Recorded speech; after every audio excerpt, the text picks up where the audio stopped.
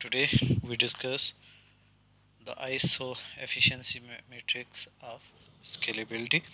और जो ऑब्जेक्टिव्स हम अचीव करना चाहेंगे वो क्या होंगे कि आपके पास ISO efficiency matrix होती क्या है और उनको हम एक्सप्लेन करने के काबिल हो जाएं after completing this topic with certain examples. अब हम देखते हैं कि ISO efficiency matrix of scalability होता क्या है। ठीक है, अब हमारे पास है कि for a given problem size as we increase the number of processing elements the overall efficiency of the parallel system goes down for all systems. For some systems, the efficiency of a parallel system increases if the problem size is increased while keeping the number of processing elements constant. अब ये आपके पास normally हुआ करता है कि कुछ parallel systems के अंदर जो है वो जैसे ही आपके पास जो है एफिशिएंसी जो है वो इंक्रीज़ हो जाती है,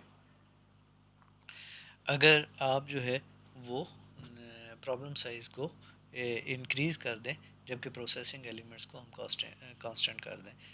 लेकिन जब हम प्रोसेसिंग एलिमेंट्स को इंक्रीज़ कर रहे होते हैं और प्रॉब्लम साइज़ को कांस्टेंट रख रहे होते हैं तो इन दैट केस जो है वो आपकी एफिशिएंसी जो है वो डिक्रीज़ होना शुरू हो जाती है एक सर्टेन टाइम के बाद। ठीक है, अब यहाँ पे अगर आप देखें तो आपके पास जब आपने प्रॉब्लम साइज़ को फिक्स कर दिया, ए है आपके पास, तो आपके लिए क्या हुआ, एफिशिएंसी जो है वो डाउनवर्ड आई। जब हम आपने जो प्रोसेसिंग एलिमेंट्स हैं या प्रोसेसर्स को फिक्स किया तो आपके पास जो आपकी एफिशिएंसी है वो क्या हो गई, अपवर्ड हो गई। अब याद रखिएगा कि जो बी पार्ट है ये बेसिकली जो है वो कॉमन नहीं हुआ करता, यानी जो ग्राफ बी है वो तमाम के तमाम सिस्टम्स के लिए ये हर एक के ऊपर एप्लीकेबल नहीं हुआ करता। कुछ केसेस के अंदर ये आपके पास हुआ करता है कि वर्कलोड बढ़ा दें और आपके पास ये आ जाएगा, लेकिन कुछ के अंदर फिर वही प्रीवियस एक एग्जांपल के अंदर हमने देखा था कि जब आपके पास जो है आपके लिए प्रोसेसिंग एलिमेंट्स 4 थे, फिर आपके पास 8 हुए, फिर 16 हुए, तो उनके साथ जो एन का साइज़ जो है वो 64 अप टू 512 जो है वो आपने क्या किया, same efficiency level, constant efficiency level gain करने के लिए आपने वो अचीव किया था। ठीक है, तो ये डिपेंड कर रहे होते हैं बेसिकली आपके पास उन वैल्यूज़ के ऊपर जो एक सर्टेन जो आपके पास आप अचीव करते हैं, जिनकी बेस के ऊपर जो है वो आप इनको लेके चलते हैं। ठीक है, अब जब हम इनको आइसो एफिशिएंसी में मैट्रिक्स की बात करते हैं तो आपके पास ये जाता है कि उसके कुछ फैक्टर्स आपके पास आ जाते हैं। ठीक है,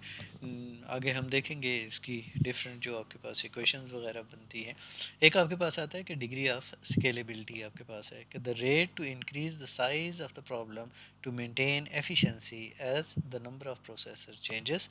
फिर आपके पास दूसरा जो फैक्टर है वो क्या है, प्रॉब्लम साइज आपके पास है कि number of basic computation steps in best sequential algorithm to solve the problem on a single processor जो है वो एक आपके पास हमने उनको देखना होता है। और फिर आपके पास एक ओवरहेड फंक्शन आपके पास हुआ करता है कि part of parallel system cost जो है वो जो सीरियल कंप्यूटर के अंदर जो है सीरियल एल्गोरिदम और सीरियल कंप्यूटर के ऊपर जो अकर नहीं हुआ करती, जो ओवरहेड कास्ट है, ये बेसिकली इस आइसो एफिशिएंसी मैट्रिक्स के अंदर जो है वो एक अहम रोल जो है वो प्ले कर रहे होते हैं। ठीक है, अब यहाँ पे जो आइसो एफिशिएंसी फंक्शंस जो है ये बुनियादी तौर पे यूज़ किए जाते हैं to determine the growth rate जो है of W required to keep the efficiency fixed as P increases. यानी जब डब्ल्यू और पी नंबर ऑफ प्रोसेसर्स को आप इंक्रीज़ कर रहे हैं तो उसको किस रेशो के साथ बुनियादी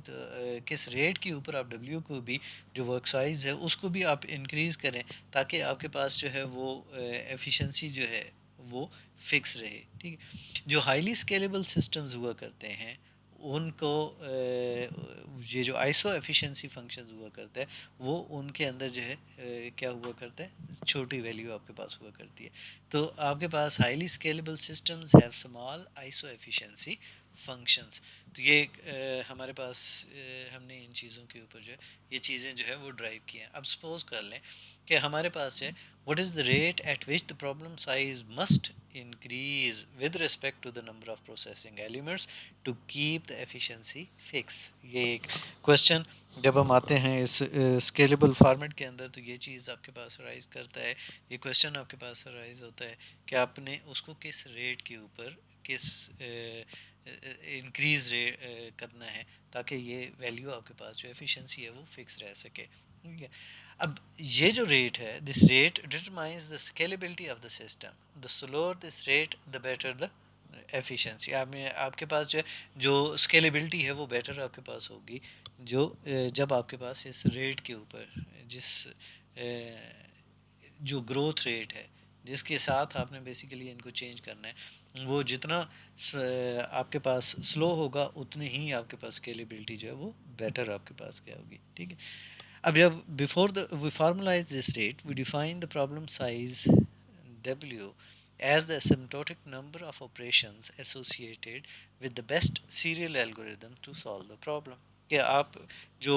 प्रॉब्लम साइज है W उसको हम एसिम्प्टोटिक नंबर्स के ऑफ ऑपरेशंस जो है उनके बेस के ऊपर जो वो हम इसको क्या करते हैं डिफाइन करते हैं। ठीक है, अब जब आप पैरेलल रन टाइम को उस W के हिसाब से लेके आते हैं तो आपके पास क्या आ जाएगा कि जो पैरेलल रन टाइम TP है वो आपके पास क्या आ जाएगा, वर्क साइज आपके पास W प्लस जो TO है ओवरहेड है WP जो क्योंकि वो ओवरहेड जो है वो आपके पास वर्क साइज और जो नंबर ऑफ प्रोसेसिंग एलिमेंट इनका फंक्शन आपके पास हुआ करता है और डिवाइडेड बाय जो नंबर ऑफ प्रोसेसिंग एलिमेंट्स हैं। ठीक है, अब जो रिजल्टिंग एक्सप्रेशन जो है वो स्पीड अप के लिए आप जो गेन करते हैं वो आपके पास क्या हो जाता है, वो आपके पास वर्क साइज यानी W डिवाइडेड बाय जो पैरेलल रन टाइम था TP आपके पास आएगा, या आपके पास क्या आ जाएगा WP divided by W plus जो ओवरहेड है आपके पास, क्योंकि TP के अंदर जब हमने वो वैल्यू पुट की तो आपके पास ये रिजल्टिंग आपके पास जो है वो फैक्टर आपके पास आ गया कि W इंटू पी ऊपर चला गया और नीचे आपके पास ये वैल्यू आपके पास आई। ठीक है, अब हम जो इस एक्सप्रेशन है इसको अगर हम राइट करना चाहें तो आपके पास क्या है कि एफिशिएंसी आपके पास जो है वो S/P है। ठीक है, तो इसका मतलब ये हुआ कि आपके पास W divided by W plus T not into वो ओवरहेड है TO WP आपके पास, या 1 डिवाइडेड बाय 1 प्लस, और क्योंकि W के ऊपर डिवाइड किया तो वो जो आपके पास ओवरहेड वाला है उस डिवाइडेड बाय जो W है वर्क साइज उसके ऊपर आप लेके आ जाते हैं। ठीक है, अब इसका मतलब ये है कि for a scalable parallel system है the efficiency can be maintained at a fixed value between 0 and 1। ठीक है, इफ़ द रेशो, अब ये कंडीशन आपके पास आ गई कि हम एफिशिएंसी जो है वो मेंटेन कर सकते हैं किस पे। अब यहाँ पे अगर आप देखें तो एफिशिएंसी आपके पास या तो ज़ीरो हो जाएगी या 1 आपके पास आ जाएगी। ठीक है, अब किस बेस के ऊपर आपके पास आ रही है, यहाँ पे वैल्यूज़ अगर आप पुट करें तो यहाँ ये जो लास्ट वाली आपके पास है इसके अंदर बाकी तो सब कुछ कांस्टेंट है। एक आपके पास क्या है, T ओवरहेड है आपके पास, TO है, और एक आपके पास जो वेरिएबल है वो वर्क साइज़ है आपके पास। ठीक है, तो इसका मतलब ये हुआ कि आपके पास जो है वो डिपेंड कर रहा है कि for scalable parallel system efficiency can be maintained at a fixed value, और वो फिक्स वैल्यू क्या है between 0 and 1 if the ratio वो T ओवरहेड वाली और W वाली साइज़ वाली is maintain at a constant value. यानी अगर हम इस रेशो को फिक्स कर दें तो आपकी जो एफिशिएंसी है वो आपके पास, क्योंकि यही तो एक वेरिएबल वैल्यू थी, बाकी तो दो 1 आपके पास थे। ठीक है, 1 डिवाइडेड बाय 1 प्लस और ये वाली रेशो आपके पास है। अगर आप इस रेशो को फिक्स कर दें तो इट मीन्स कि आपकी जो एफिशिएंसी है वो क्या हो जाएगी, फिक्स्ड आपके पास आ जाएगी। ठीक है, अब यहाँ पे जब आप E को फिक्स करते हैं तो इसका मतलब ये हुआ कि आपके पास जो ओवरहेड है टी, ठीक है, और डिवाइडेड बाय जो आपके पास जो वर्क साइज है, ये आपके पास क्या आ जाएगा, 1 माइनस ई डिवाइडेड बाय ई के। अब ये इस इक्वेशन को हमने सॉल्व किया, तो ये आपके पास, अब हम उसको उस साइड पे लेके जाते हैं, तो जो वर्क साइज है वो आपके पास ई ओवर 1 - ई, और आपके पास टी नॉट जो ओवर हेड है टी ओ, वो आपके पास उसके साथ मल्टीप्लाई हो रहा है, ठीक है। ये बुनियादी तौर पे उसी इक्वेशन को हमने क्या किया है, सॉल्व किया है, ठीक है। सॉल्व करते हुए ये वैल्यूज़ हम जो है वो गेन कर रहे हैं, ठीक है। अगर आपके पास ई डिवाइडेड बाय 1 - ई जो एफिशिएंसी है वो एक कांस्टेंट आपके पास आ जाएगी, तो इट मीन्स कि हम उसको क्या कह देते हैं, के कह देते हैं, कि K is equal to E divided by 1 - E is a constant depending on the efficiency to be maintain, ठीक है। Since T O is a function of W and P we have, अब जो डब्ल्यू है वो आपके पास क्या बन जाएगा, अब ये ई डिवाइडेड बाई 1 - ई, इसको हमने क्या कर दिया, कांस्टेंट वैल्यू के दे दी, ठीक है। और रिमेनिंग आपके पास जो है वो ओवरहेड है, ओवरहेड टाइम है, वो जो फंक्शन है डब्ल्यू और पी का, उसकी प्रोडक्ट आपके पास आ जाएगी। तो इट मीन्स कि के टी वो जो है वो आपको उसका वर्क साइज को कैलकुलेट करने की बता रहा है, ठीक है। अब हम जब iso efficiency metric of scalability की इसमें बात करते हैं, तो हमारे पास इसका मतलब क्या हुआ कि the problem size W can usually be obtain as a function of P by algebraic manipulations to keep efficiency constant. This function is called iso efficiency function. ये जो अभी हमने के टी ओ का किया, तो ये हमारे पास क्या था, आइसो एफिशिएंसी फंक्शन आ गया। दिस फंक्शन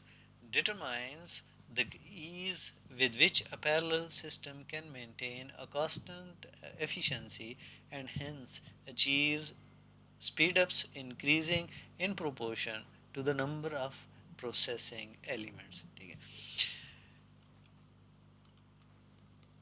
अब यहाँ पे हमारे पास क्या है कि the overhead function for the problem of adding n numbers on p processing elements is approximately 2p